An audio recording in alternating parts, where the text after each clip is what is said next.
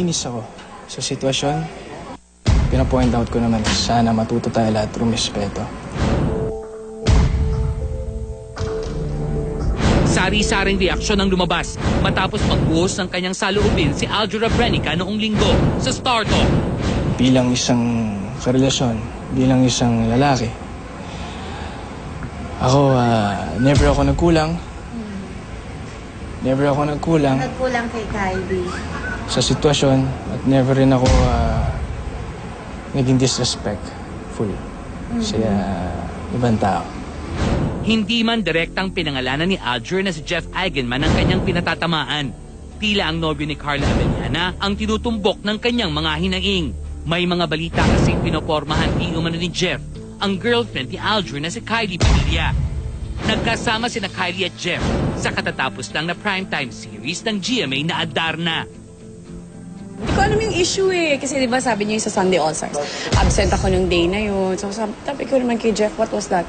It was nothing, sabi niya. The perfect persons to ask about it, director nila, PA nila, makeup artist nila, kung sino yung kasama talaga nila, diba, sa trabaho at nakakakita sa kanila everyday. Yun yung mga dapat ninyong tanungin, hindi kami. Pero syempre ako, I hold by my belief that there's really no truth to it, diba? May kanya-kanya po tayong pananaw. Kanya-kanya po tayong opinion at nire-respeto ko po yung sila. First of all, tao lang po tayo. At kung may mga nasaktan man ako, kung may naapektuhan sa mga nasabi ko, humihingi po ako ng paumanhin, humihingi po ako ng sorry. At sa mga nagtatanong kung kamusta po kami individually, maayos naman po kami. Basta po naman po yung naging nangyari, maayos na po kami lahat. Wala na pong problema. Di ayos na din. Yun ang maganda. So parang okay, di ba? Dapat nandyan lagi ang respect. Magkasunod ang kaarawan ng dalawang kapuso leading men. Jeff is celebrating his birthday today, March 23. Bukas naman ay ang kaarawan ni Aljur. Pag-attend ako ng birthday niya, gift hindi ko pa alam. Wala pang gift. May dinner for him with friends and family. We'll be there. Ako, wala akong plano. I just wanna, pagdating ng araw niya, gusto ko lang sana, yung pagdating ng 24th talaga, magpapraise lang ako, magpapasalamat lang ako sa mga blessings na tinatanggap ko ngayon. Pero kung tatanungin niyo kung nasan ako, malamang nasa taping po ako ng Kambal Selena. Nasa Australia ngayon si Kylie. Wala ba itong planong umuwi para sa kanyang birthday? Yung pagpunta niya doon, mas importante yun eh. Kasi pamilya po yan. Diba, ako, I could wait anytime at there's always time for everything naman.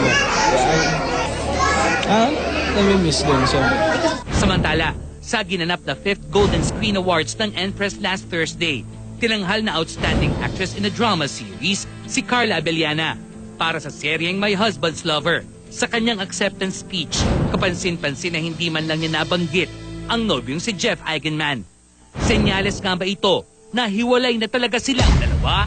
Hindi naman ko sa sinadya kung hindi banggitin si Jeff, no? Hindi naman din sa nakalimutan ko. Pero kasi alam naman na niya yun eh. Kumbaga, hindi ko man siya i-mention dito in front of everyone. Alam niyang part siya ng pasasalamat ko talaga.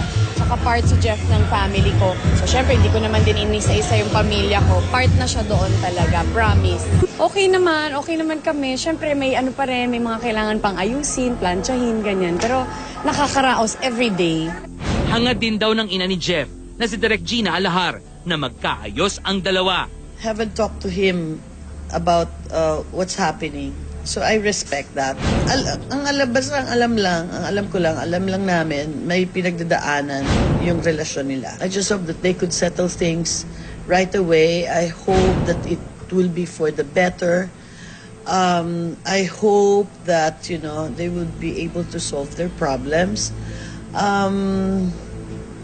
Basta, we're all hoping, because we treat Carla as family. So we're all hoping that everything will end well. Siyempre, mother siya, hindi lang siya mom ni Jeff, pero in a way, parang mommy ko na din siya. So, kahit sino namang nakakakilala sa amin ni Jeff, tsaka sa kumbaga, nakakita, diba, kung paano kami as a couple, talagang mag-hope naman din sila na maayos.